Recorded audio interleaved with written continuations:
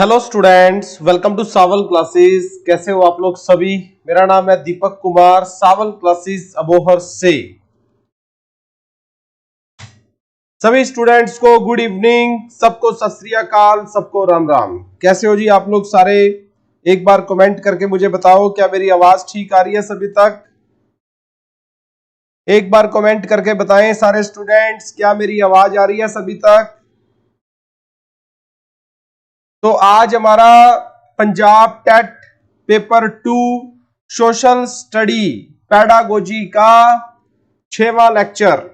Student, इस 6वें lecture के अंदर मैं आप सभी के साथ आज तीसरा चैप्टर पेडागोजी का हमारा कंप्लीट करूंगा।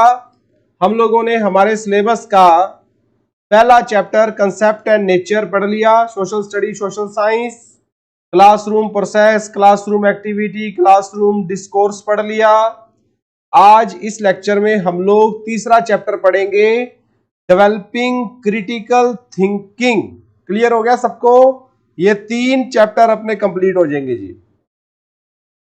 तो आज के चैप्टर को शुरू करने से पहले स्टूडेंट्स, मैं बताना चाहूंगा, सावल क्लासेस के साथ जुड़कर आप लोग घर बैठे Punjab TET paper 2 social study, paper 2 science math और पेपर 1 ईटीटी की प्रिपरेशन कर सकते हो। ये सावल क्लासेस के नंबर है। सावल क्लासेस के हर एक ऑनलाइन पेड ग्रुप में पूरा syllabus, theory, MCQ, mock test और प्रीवियस ईयर पेपर में कवर अप किया जाता है। तो आज का हमारा जो चैप्टर है ना स्टूडेंट्स, सबसे पहले इस चैप्टर का नाम है डेवलपिंग क्रिटिकल थिंकिंग। लो जी, लिख लो। लेक्चर नंबर 6, चैप्टर का नाम है डेवलपिंग ऑफ क्रिटिकल थिंकिंग। और ये क्रिटिकल थिंकिंग को हमने डेवलप करना है सोशल स्टडी के संदर्भ में, क्योंकि हमारा सब्जेक्ट सोशल स्टडी पेडागोजी का है। तो सोशल स्टडी के रेफरेंस में क्रिटिकल थिंकिंग की क्या इंपॉर्टेंस है, क्रिटिकल थिंकिंग होती क्या है, क्रिटिकल थिंकर्स में कौन से गुण होने चाहिए, और एक टीचर अपने बच्चों में क्रिटिकल थिंकिंग को कैसे डेवलप कर सकता है, आज हमारी यही सब डिस्कशन का पार्ट रहेगा। तो कैमरा कर दिया मैंने ऑफ, स्क्रीन कर लो बड़ी, रेजोल्यूशन कर लो सेट और नोट्स बनाने करो शुरू। तो सबसे पहले तो हम लोग क्रिटिकल थिंकिंग से पहले थिंकिंग पढ़ लेते हैं। क्या चीज है, कहते हैं कि थिंकिंग जो है वो एक मेंटल एक्टिविटी है। सोचना, हम लोग किसी चीज को कैसे सोचते हैं, ये क्या है, एक मेंटल एक्टिविटी। और हमारा दिमाग कितना डेवलप हुआ कि नहीं हुआ, उससे वो कौन से डोमेन से पता लगता है, कॉग्निटिव डोमेन से पता लगता है। और ये सारी चीजें साइकोलॉजिकल होती है। तो आपके सामने मैंने 4 चीजें अंडरलाइन करी कि thinking is a mental activity in its cognitive domain of mental ability with regard to the psychological object. सोचना मनोविज्ञान के संबंध विच मानसिक योग्यता दे एस दे बोधात्मक खेतर विच एक मानसिक गतिविधि है।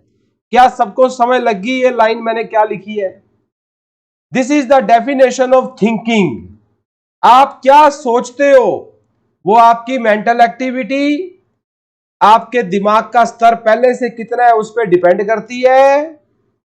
और ये आपकी क्षमता भी है दिमाग की।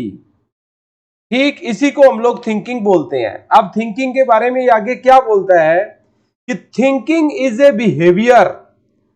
सोचना भी एक बंदे का व्यवहार है, विच इज ऑफन इम्प्लिसिट, जो कि ज्यादातर केस में इम्प्लिसिट होता है। इम्प्लिसिट का मतलब अप्लाइड होना, इम्प्लिसिट मतलब अप्लाइड होना, कि अगर ये सोचा तो अब ये कर देगा, ये अगर इसने ये सोच लिया तो ये कर देगा, ये इसको इम्प्लिसिट बोलते हैं। एंड हिडन इन, और हमारे दिमाग में ये चीजें छिपी होती है सिंबल्स के रूप में, इमेजेस के रूप में, आइडियाज के रूप में, कंसेप्ट के रूप में, जो वक्त पड़ने पर बाहर निकलती है। पंजाबी विच कहांगे कि सोचना एक अजिहा व्यवहार है जो अक्सर अप्रत्यक्ष ਅਤੇ ਛੁਪਿਆ ਹੁੰਦਾ ਹੈ, ਜਿਸ ਵਿੱਚ ਪ੍ਰਤੀਕਾਂ, ਮਾਨਸਿਕ ਚਿੱਤਰਾਂ, ਵਿਚਾਰਾਂ ਅਤੇ ਸੰਕਲਪਾਂ ਨੂੰ ਨਿਯੁਕਤ ਕੀਤਾ ਜਾਂਦਾ ਹੈ।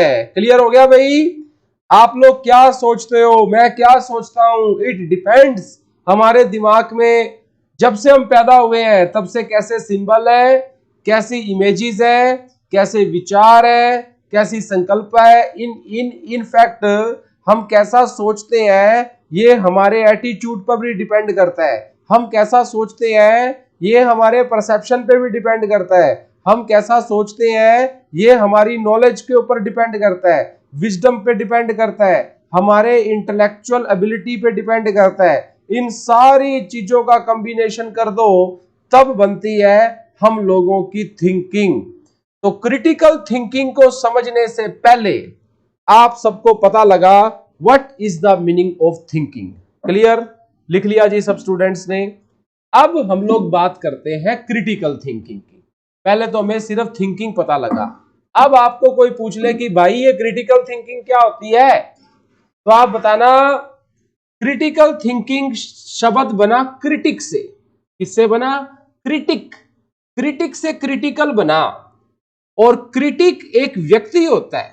एक व्यक्ति को हम क्रिटिक बोलेंगे कब बोलेंगे?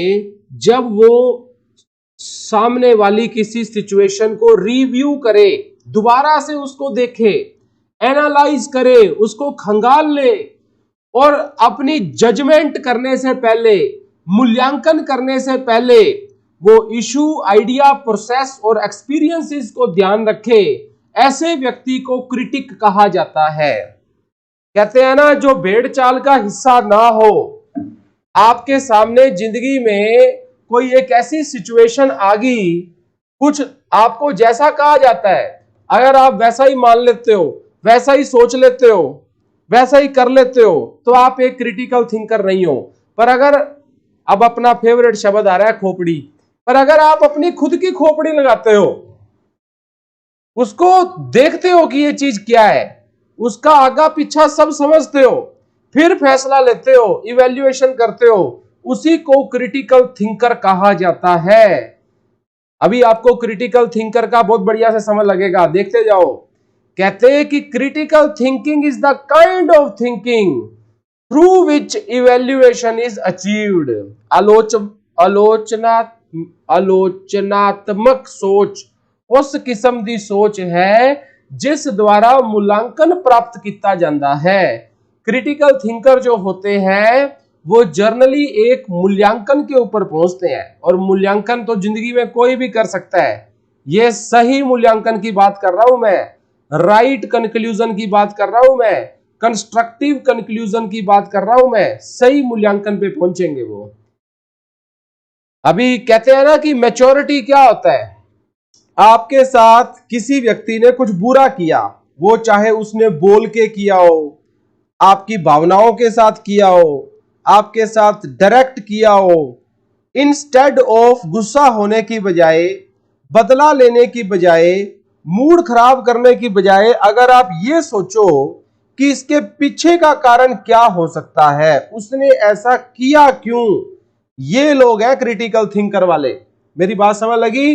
लो, मैंने बिल्कुल प्रैक्टिकल एग्जांपल आपको दे दी।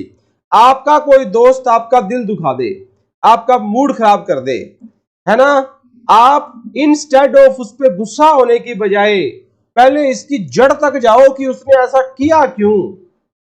ये सोचने वाला आदमी क्रिटिकल थिंकर होता है, और ऑन द स्पॉट उसको जवाब देने वाला क्रिटिकल थिंकर नहीं होता। तो क्रिटिकल थिंकर जो है वो एक इवैल्यूएशन एक चीज का मूल्यांकन करते हैं। सो अगला पॉइंट क्या लिखा कि क्रिएटिव थिंकर जो होते हैं वो आइडिया को जनरेट करते हैं, बल्कि क्रिटिकल थिंकर आइडिया को इवैल्यूएट करते हैं। वाह, क्या पॉइंट है, मजा आ गया। क्रिएटिव थिंकर क्या होते हैं? अब लोग कहते हैं जी मैं क्रिएटिव थिंकर हूं। क्रिएटिव थिंकर मतलब एक नया आइडिया निकालना जो किसी ने ना निकाला हो, ऐसा नया आइडिया निकालना। कोई ऐसा आइडिया निकालो जिससे कि आप नलायक से नलायक बच्चे को ऐसा पढ़ा दो जैसा सोसाइटी ने सोचा भी ना हो, ऐसे तरीके से पढ़ाना, वो है क्रिएटिव थिंकिंग। और उस आइडिया का मूल्यांकन करना कि यार ये आइडिया ठीक है भी कि नहीं, ये चलेगा भी कि नहीं चलेगा, ये प्रैक्टिकल है, अचीवेबल है, लॉजिकल है, डिजायरेबल है। That is called critical thinker, that is called critical thinker. ठीक भाई, यहां तक कोई डाउट तो नहीं किसी को? अगली लाइन में आओ। अब हम लोग आ जाते हैं हमारी क्लासरूम में, जहां हम लोग पढ़ा रहे हैं सोशल स्टडी। कहते एन एप्रोप्रिएट क्लासरूम एनवायरमेंट, एक बहुत अच्छे एनवायरमेंट वाला क्लासरूम वाइटल मतलब जरूरी होता है, ताकि हम लोग एक स्टूडेंट को प्रोत्साहित कर सके क्रिटिकल थिंकर बनने के लिए। विद्यार्थियों ਨੂੰ आलोचनात्मक चिंतक बनन लई उत्साहित करन लई एक ढुकवा क्लासरूम माहौल बहुत जरूरी है। अब जो बच्चे क्रिटिकल थिंकर्स होते हैं, उनमें रीजनिंग करने की पावर होगी, इवैल्यूएशन करने की पावर होगी, एनालिसिस करने की पावर होगी, प्रॉब्लम सॉल्विंग की पावर होगी, डिसीजन मेकिंग की पावर होगी। दो लोग बिजनेस करते हैं, मान लो ये एक आदमी है जो बिजनेस कर रहा है, ये दूसरा आदमी है जो बिजनेस कर रहा है। दोनों ने शुरू किया, दोनों का फेल हो गया, कोई बात नहीं, जिंदगी में फेल होना कोई बड़ी बात नहीं है।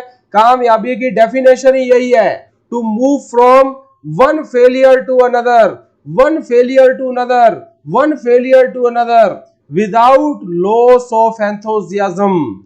अपने जोश को खत्म किए बिना एक हार से दूसरी हार तक बढ़ना, इसी को कामयाबी बोलते हैं। क्योंकि जीत तो हम लोग जाएंगे ही, मन के हारे हार है बस। जब आदमी मन से हार गया ना, फिर हार गया, नहीं तो दुनिया में उसको कोई नहीं हरा सकता।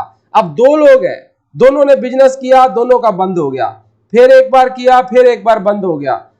अब ये ऊपर वाला आदमी है क्रिटिकल थिंकर, ये क्रिटिकल थिंकर नहीं है। ऊपर वाला सोच रहा है यार क्या कारण है, चल क्यों नहीं रहा मेरा काम धंधा, मैंने सारा कुछ तो सही कर दिया, सही टाइम पे दुकान खोली, सही टाइम पे माल लाया, कस्टमर के साथ भी, हालांकि कस्टमरों ने मेरे को गुस्सा चढ़ाने की बड़ी कोशिश करी, पर फिर भी मैं उनके साथ बड़े अच्छे से ही पेश आया, जितनी समस्या थी दूर की। अच्छा ये प्रॉब्लम है, मेरी दुकान एक सही जगह पे नहीं है, लोकेशन ठीक नहीं है मेरी। और ये क्या था, ये वाला कि यार एक बार काम करा नहीं चला, दूसरी बारी काम करा नहीं चला, कोई फायदा नहीं, मेरे से काम चलता तो है नहीं, आज के बाद मैं कोई काम नहीं करूंगा, मैं बस तारक मेहता का उल्टा चश्मा देखूंगा, सवेरे दोपहर शाम खाना खाऊंगा, अब मैं धरती पर कोई काम नहीं करूंगा। ये क्रिटिकल थिंकिंग वाली बात थोड़ी है। क्रिटिकल थिंकर लोग जो होते हैं वो रीजनिंग करते हैं, मूल्यांकन करते हैं, एनालिसिस करते हैं, प्रॉब्लम सॉल्व करते हैं, डिसीजन मेकर होते हैं।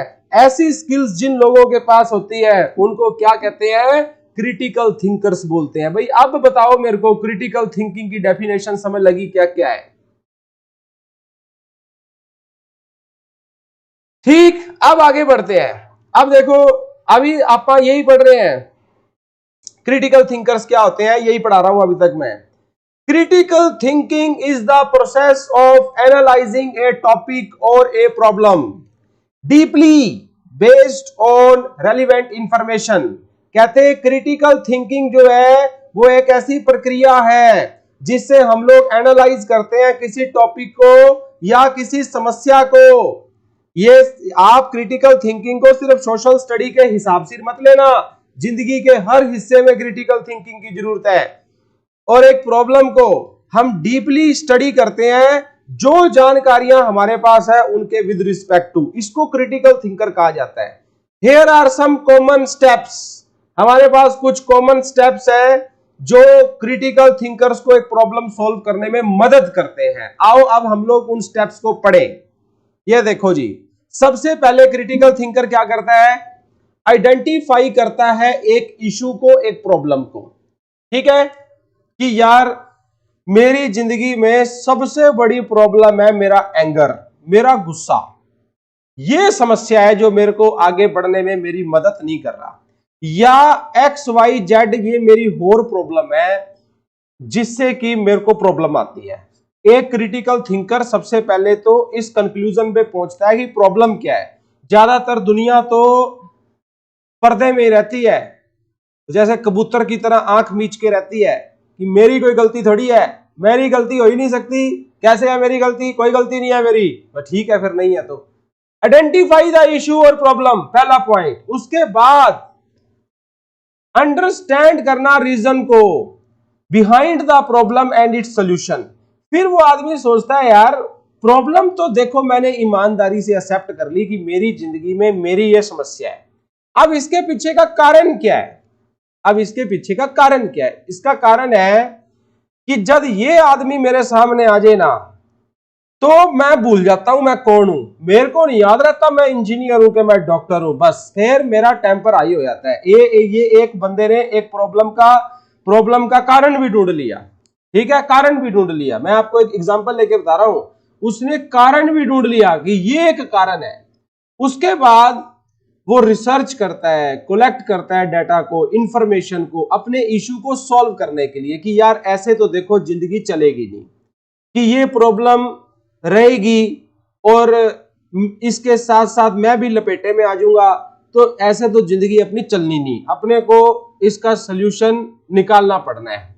तो फिर वो क्या करता है, उस डाटा को सॉर्ट करता है, ऑर्गेनाइज करता है, फिर वो किसी एक बेस्ट सोल्यूशन को इंप्लीमेंट करता है, फिर वो सक्सेस एनालाइज करता है, फेलियर्स एनालाइज करता है डिफरेंट सोल्यूशन के, और फिर वो रिफाइंड सोल्यूशन निकालता है कि सबसे बेस्ट इसका सोल्यूशन क्या है।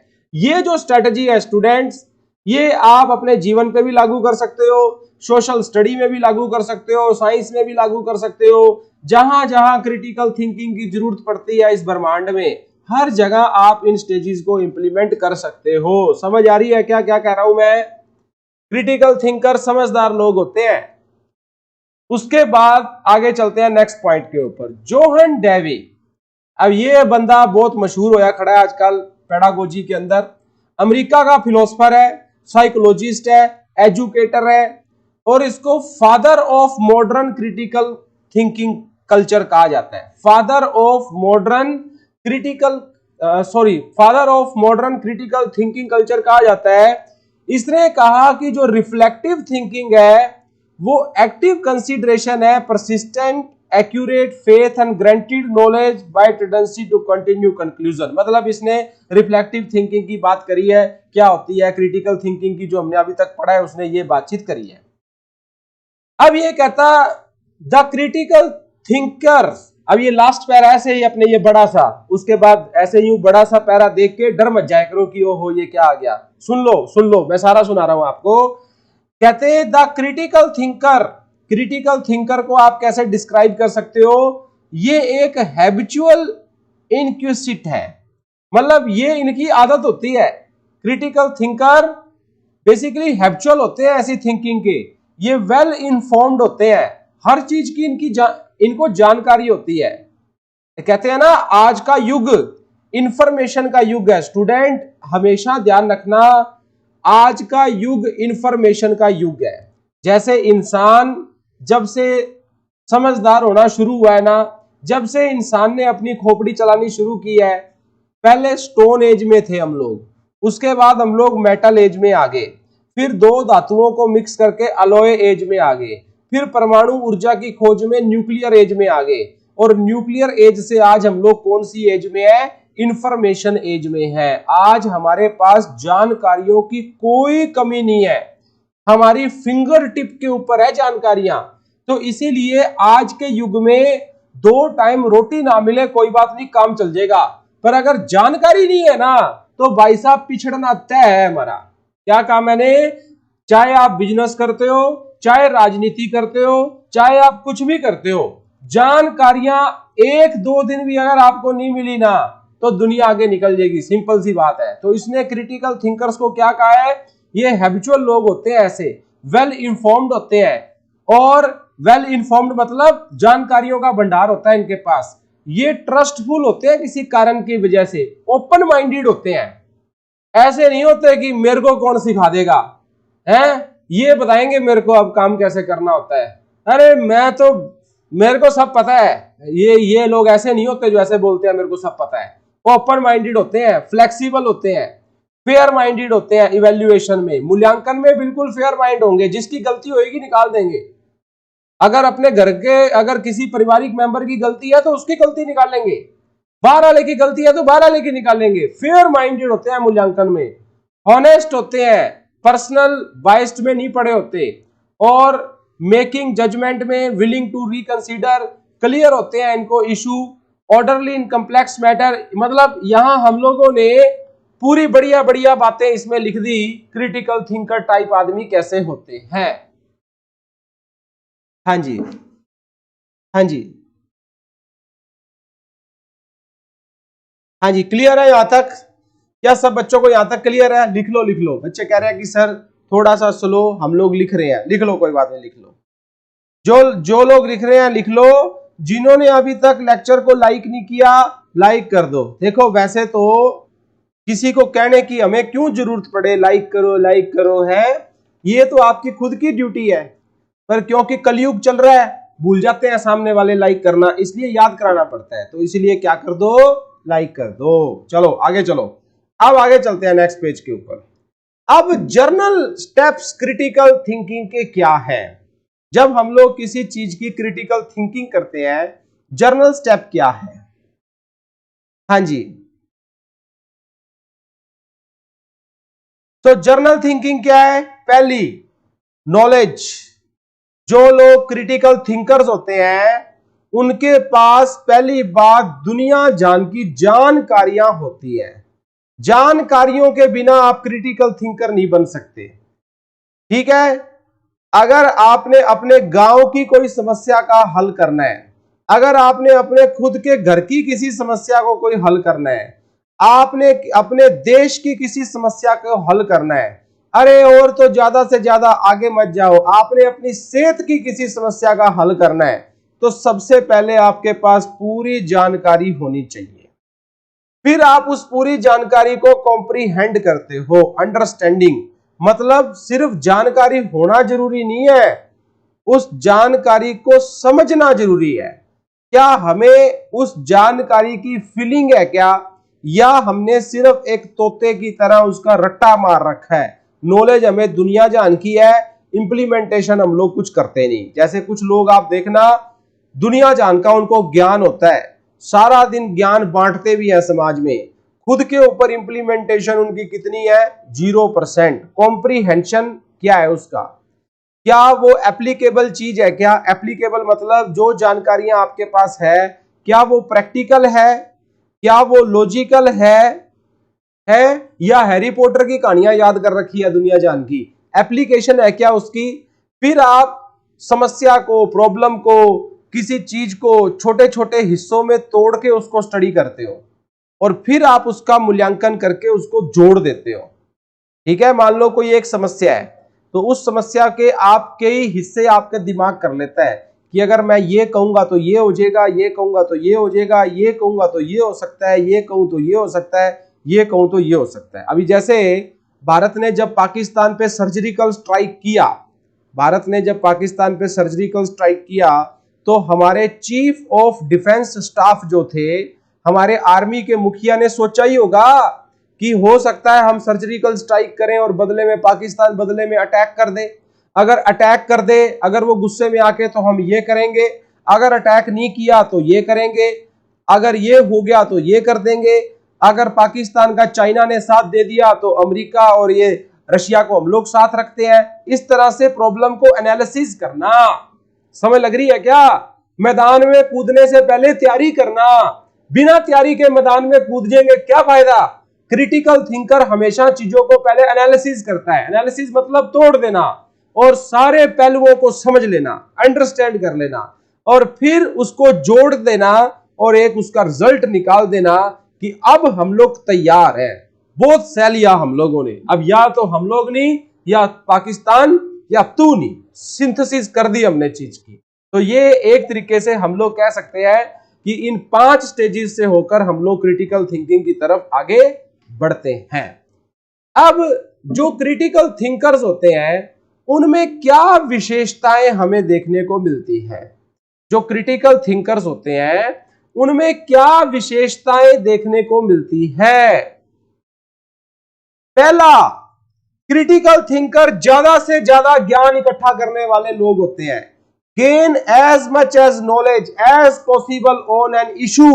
Before beginning evaluation. आप जिस चीज का मूल्यांकन करने जा रहे हो उससे पहले उसकी जितनी ज्यादा जानकारियां आप इकट्ठी कर सकते हो करो। यह बात सही है क्या? एग्री हो मेरे पॉइंट से?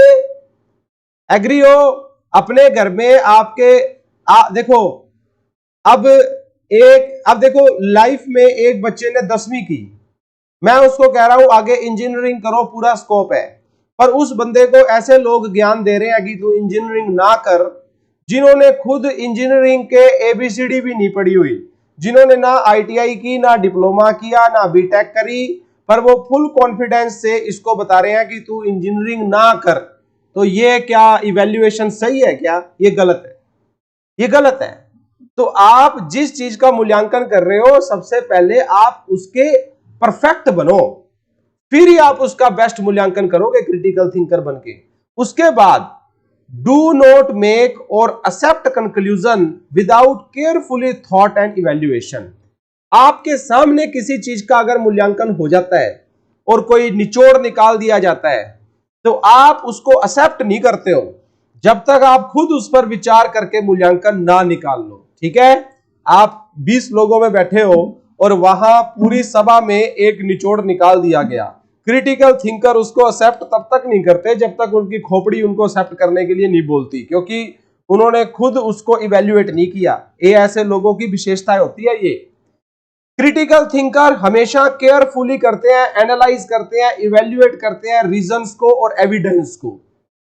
हमेशा एनालाइज करना, इवैल्यूएट करना, रीजंस ढूंढने, एविडेंस ढूंढने, इस तरह की विशेषता वाले लोग होते हैं क्रिटिकल थिंकर।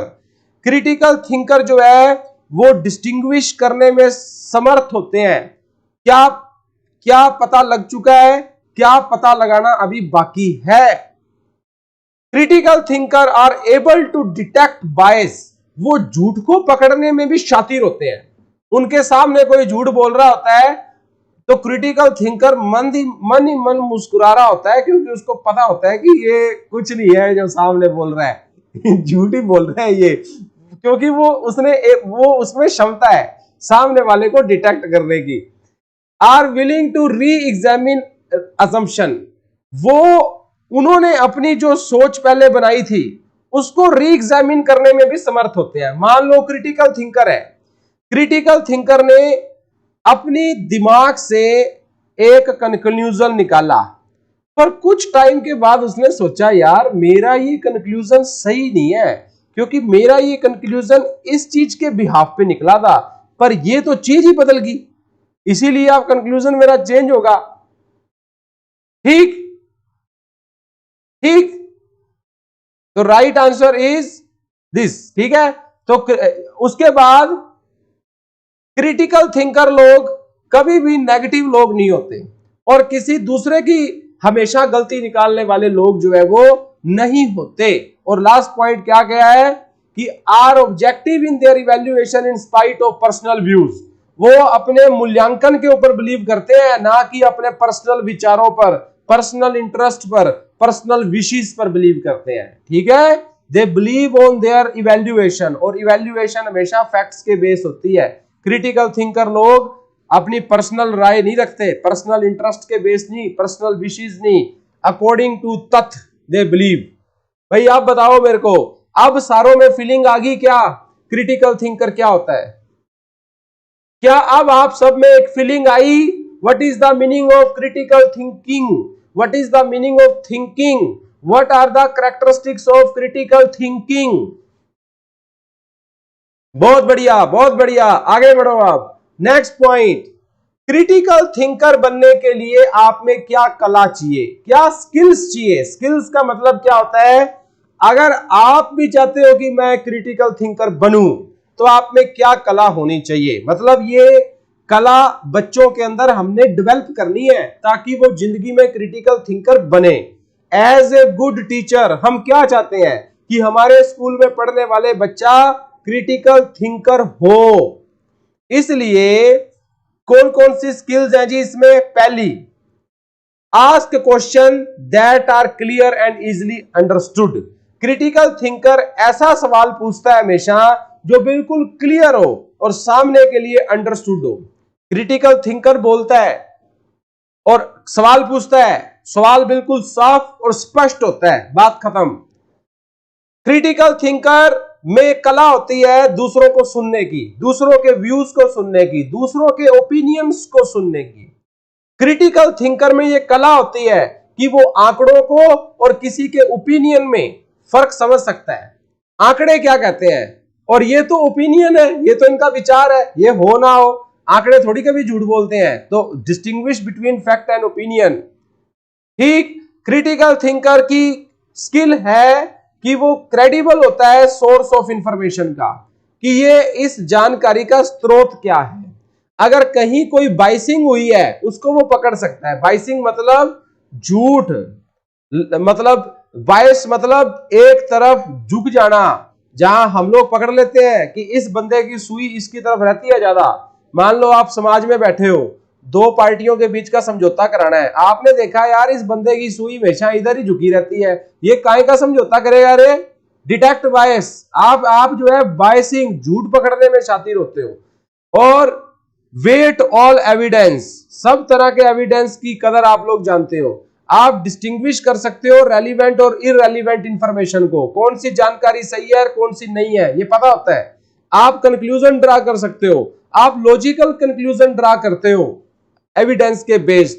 आप ऑर्गेनाइज कर सकते हो सारे प्रकार के आइडियाज को, आइडेंटिफाई कर सकते हो अजम्पशंस को, आप फर्क समझ सकते हो हाइपोथेसिस और एविडेंस। हाइपोथेसिस होता है एक ऐसा विचार जो हमने सोचा होता है, पता नहीं वो सही हो के ना हो, पर एविडेंस तो हमेशा सही होते हैं ना। और recognise variety of political, social, cultural and personal perspective. ऐसे गुण जिस लोगों के अंदर हो उन लोगों को क्या कहा जाता है? Critical thinker.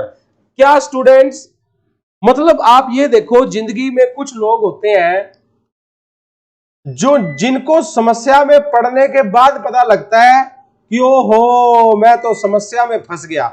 और कुछ लोग ऐसे शाणे होते हैं उनको दूर से ही पता लग जाता है कि मैं इस गांव नहीं जाना, यहां जाके रोड़ा पड़ना ही पड़ना है, आज रोड़ा पड़ जाए भला ही कल रोड़ा पड़ जाए। ये क्या है? ये क्रिटिकल थिंकर वाला आदमी है। ठीक है, ये कई लोगों में गुण उनके पैदा होने से होता है, उनमें ये मेरी तरह वो टीचरों से उन्होंने वो लेक्चरों में नहीं सुना होता। कई लोग अनपढ़ होते हैं पर क्या गजब के क्रिटिकल थिंकर होते हैं वो, मतलब उनको दूर से ही पता होता है कि आज ये जो मैंने कदम मेरी जिंदगी का उठाया है ना, ये मेरे को बर्बादी की तरफ ले जाएगा ही ले जाएगा। आज ले जाए, 5 साल बाद ले जाए, 2 साल बाद ले जाए, इसीलिए मुझे मेरा ये कदम पीछे करना है। ये कौन सा आदमी है? Critical thinker. और एक वो जो कबूतर की तरह आंख बंद करके सोचता है कुछ नहीं दिख रहा चलते जाओ आगे, वो फंस जाएगा एक दिन। ठीक है, तो ये जो लोग होते हैं जो सही फैसले लेते हैं, इनको क्या बोलते हैं? क्रिटिकल थिंकर बोलते हैं। वाह वाह वाह वाह। आगे चलो जी नेक्स्ट पॉइंट पे अब हमारा ये लास्ट पॉइंट है मेरे ख्याल से, उसके बाद चैप्टर खत्म हो जाएगा। हाउ टू हेल्प स्टूडेंट्स, आप बच्चों की मदद कैसे करो ताकि उनमें डेवलप हो जाए क्रिटिकल थिंकिंग, ताकि उनपे क्रिटिकल थिंकिंग डेवलप हो जाए। ये जो हमने पीछे ये पढ़ा था ना, इसमें एक किताब है, मैं आप सबको सुजेस्ट करूंगा पंजाब टेट के बाद एक किताब पढ़ना आप लोग। ये मेरी फेवरेट बुक है। किताब का नाम है 7 habits of highly effective people. अब इसकी 8th हैबिट की भी किताब आ गई, 7 habit of highly effective people. दुनिया के सबसे ज्यादा कामयाब लोगों की 7 आदतें। ये जरूर पढ़ना आप लोग किताब का नाम क्या है? 7 habits of highly effective people. दुनिया में सबसे कामयाब लोगों की 7 आदतें। इसमें जो दूसरी आदत है ना, वो आप पढ़ना, क्या लिखी है कि think begin in the and in mind, कुछ ऐसे करके है, मेरे दिमाग से निकल रही है, जिसमें क्या कहा गया है कि समझदार लोग हमेशा पीछे से सोचना शुरू करते हैं, आगे से नहीं सोचते, पीछे से मतलब कि आज मैं ये काम कर रहा हूं, एक दिन मुझे ये काम बुलंदियों पर ले जाएगा, चाहे ये बिल्कुल छोटा सा शुरुआत हुई है। और आज मैं ये काम कर रहा हूं, ये काम मेरे को एक दिन कोर्ट कचहरी और थानों में ले जाएगा, मेरी फोटो आ जाएगी, पीछे 5-6 पुलिस वाले खड़े होंगे, मैं थल्ले बैठा हूंगा, सब अखबारों में खबर छप जाएगी, ना भाई ना, ये काम आपा नहीं करना, आपा ये काम करना है। ये आदत कईयों में पढ़ाई से नहीं आती, ये मतलब बोर्न क्वालिटी है इसकी। तो ये कौन से लोग हैं? क्रिटिकल थिंकर लोग हैं। एनीवेज, मैंने आपको एक छोटा सा आइडिया दिया है, अगर आपको टाइम मिले पेपर के बाद इस किताब को जरूर पढ़ना। 7 habits of highly effective people, how to help students to develop critical thinkers. बच्चों को क्रिटिकल थिंकर्स बनाएं हम लोग, तो इसके लिए क्या कर सकते हो? पहला, प्रोजेक्ट बेस्ड लर्निंग कराओ उनको। जब आप बच्चों को प्रोजेक्ट देते हो, जब आप लर्निंग बाय डूइंग कराते हो बच्चों को, तो वो हर चीज के पीछे तर्क ज्यादा करता है, वो उसके कंक्लूजन सैकड़ों निकालता है। ठीक है, वो प्रॉब्लम आ जाएगी तो प्रॉब्लम को सॉल्व करने की तरकीब लगाएगा। तो प्रोजेक्ट बेस्ड लर्निंग बच्चे को क्रिटिकल थिंकर बनाती है। उसके बाद connecting concept with real life. आप कंसेप्ट्स को रियल लाइफ के साथ जोड़ो। एक असली टीचर वो होता है जो एजुकेशन को रियल लाइफ के साथ जोड़ दे, ताकि बच्चे को समझ आती जाए हर चीज। इससे वो क्रिटिकल थिंकर वाला स्टूडेंट जो है वो बनेगा, क्योंकि उसने रियल लाइफ की एजुकेशन ली है। लाइफ में क्या करना है, क्या नहीं करना, उसको सब भली भांति पता है। That is called connecting concepts with real life. बच्चे को फ्रीडम ऑफ लर्निंग, सीखने की आजादी देनी चाहिए। ज्यादा से ज्यादा सीखने की उसको आजादी देनी चाहिए, इससे भी वो क्रिटिकल थिंकर बनता है। डिस्कशन एनकरेज करनी चाहिए। अभी जैसे आप लोगों की क्लास में आप लोग जो कमेंट्स करते रहते हो ना, उस कमेंट्स का बाकी सबके ऊपर भी पूरा पूरा फर्क पड़ता है। ठीक है, कोई बोलेगा आप पे फर्क पड़ेगा, आप बोलोगे दूसरों पे फर्क पड़ेगा। ये भी आपकी क्रिटिकल थिंकिंग को डेवलप करने का काम करता है, क्योंकि आप सोचते हो कि यार मुझे जैसा लगता था वैसा नहीं है, दुनिया का व्यू अलग है इस चीज को लेके। तो it encourage your discussion. If you encourage discussion, तो ये बच्चे को बहुत अच्छा क्रिटिकल थिंकर बनाता है। कल को उसको समाज का पता लगता है, समाज किस लेवल के ऊपर खड़ा है ये पता लगता है, फिर वो 2 किक उससे ऊपर के लेवल की ठोकता है। ठीक है, तो ये फायदा होता है डिस्कशन को एनकरेज करने का। उनको गाइड करो, वो अपने आइडियाज को एनालाइज करें। इस दुनिया के अंदर इनोवेशन, रिसर्च एंड डेवलपमेंट बहुत बड़ी चीज होती है। ठीक है, रिसर्च एंड डेवलपमेंट कब होती है? जब हम लोग बच्चे को उसका खुद का आइडिया एनालाइज करने के लिए उसको बोलें। ठीक है ना, नकल मार मार के जो पढ़ाया है वही पढ़ लो, वही आगे पढ़ा दो, ऐसा नहीं। कुछ नया क्रिएट करो जो दुनिया में ना हो। और हर एक चीज में न्यू इन्वेंशन होती है, वो तभी होती है जब बच्चा क्या बनता है? क्रिटिकल थिंकर बनता है। आस्क ओपन माइंडेड क्वेश्चन, बच्चों से ओपन माइंडेड क्वेश्चन पूछो, जहां खुले मन से वो उसका जवाब दें। जवाब देने में वो हेजिटेट ना हो, अपने जवाब को वो ठीक भी कर सके, ऐसे ओपन माइंडेड क्वेश्चंस पूछने चाहिए। बच्चों को गेम्स और पजल की मदद से टीच करना। Late them anticipate. एंटीसिपेट का मतलब होता है कि अगर उनके मन में किसी विचार ने जन्म लिया है, उस विचार को फलने फूलने दो, उस विचार पे उसको काम करने दो। जैसे एक बच्चा कह सकता है कि सर आज छोटे शहरों की हवा साफ है, पर क्या हमेशा साफ रहेगी? क्या नहीं रहेगी। सर मैं इसकी रिपोर्ट तैयार करता हूं, कैसे खराब होगी और हम कैसे इसको ठीक रख सकते हैं। एक ऐसा विचार जिस पर अभी सरकारों ने काम नहीं किया, जिस पे स्कूल कॉलेज यूनिवर्सिटियों ने काम नहीं किया, कोई सामाजिक संस्था उस पर काम नहीं कर रही, पर यह विचार इसके मन में पैदा हो गया, तो इसको फलने फूलने दो। एक मेरा और फेवरेट थॉट है, मैं आपको बताना चाहूंगा कि no one can stop a idea whose time has arrived. दुनिया में उस आइडिया को रोकने की किसी में हिम्मत नहीं होती जिस आइडिया का वक्त आ चुका है। Nobody can stop a idea whose time has arrived. Let them anticipate, और उसको आगे बढ़ने दो। 9th पॉइंट, क्रिएटिविटी को एनकरेज करो। आप बच्चों में क्रिएटिविटी एनकरेज करो। What is creativity? क्रिएटिविटी का मतलब होता है जो कुछ पहले से हो गया उसको और बेहतर ढंग से कैसे किया जा सकता है, दैट इज कॉल्ड क्रिएटिविटी। आज दुनिया में जिस तरीके से बिजनेस किए जाते हैं और अच्छा कैसे करें, जैसी राजनीति की जाती है उससे अच्छी कैसे करें, जिस तरह से पढ़ाया जाता है और अच्छा कैसा पढ़ाएं। ठीक, क्रिएटिविटी इसी को कहा जाता है। ब्रेनस्टॉर्मिंग करना, अपने विचारों, अपने मन से विचारों को, हर चीज को सोचना और समझना, ब्रेनस्टॉर्मिंग करना। ब्रेनस्टॉर्मिंग का मतलब आप लोग जानते हो, इसी को हम लोग क्रिएटिव थिंकिंग के रूप से जानते हैं। ये हम लोगों ने 10 अलग अलग तरह के पॉइंट्स पढ़े जिससे बच्चों को क्रिएटिव थिंकर बनाया जाए। उससे अलग ये सब स्किल्स हैं जो क्रिएटिव थिंकर्स में होती है। ये जर्नल स्टेप्स हैं क्रिएटिव थिंकर्स के।